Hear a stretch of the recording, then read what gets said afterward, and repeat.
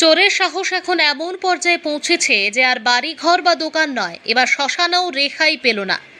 যেখানে মানুষ শেষ বিদায় জানাতে যায় সেখান থেকেও চুরি করে নিয়ে গেল solar light, battery, solar panel, এমনকি লোহার খুঁটিও। মনে হচ্ছে চোরের দল ভাবছে যেখানে আলো সেখানেই আমাদের ব্যবসা।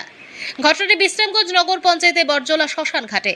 বিশ্রামগঞ্জে বরজলা শ্মশান ঘাটে চুরির এই ঘটনায় হতবাক এলাকাবাসী।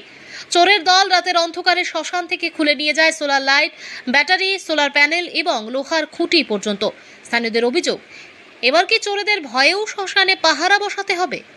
বাসিন্দাদের অভিযোগ, জনসাধারণের সুবিধার জন্য বসানো সরকারি সম্পত্তি এভাবে চুরি হওয়ায় শ্মশান এখন অন্ধকারে ডুবে গেছে। তারা অত্যন্ত দ্রুত চোরেদের শনাক্ত করে কঠোর ব্যবস্থা নেওয়ার দাবি জানিয়েছেন। চোরের হাত থেকে যখন শ্মশানও নিরাপদ নয়, তখন আর নিরাপদটা কোথায়? এখন দেখার বিষয় পুলিশ কত দ্রুত এই আলো চোরদের খুঁজে বের করতে পারে। বিশ্রামগঞ্জ প্রতিনিধি রিপোর্ট, প্রতিদিন ত্রিপুরা।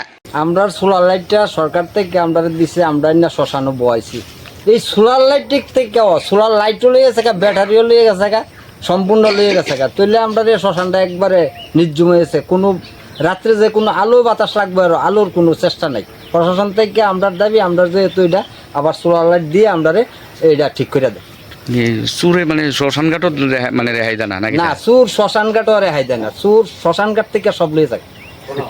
এটা কোন শ্মশান? এটা বরজলা, বিশ্রামগঞ্জ বরজলা পঞ্চায়েতের শ্মশান।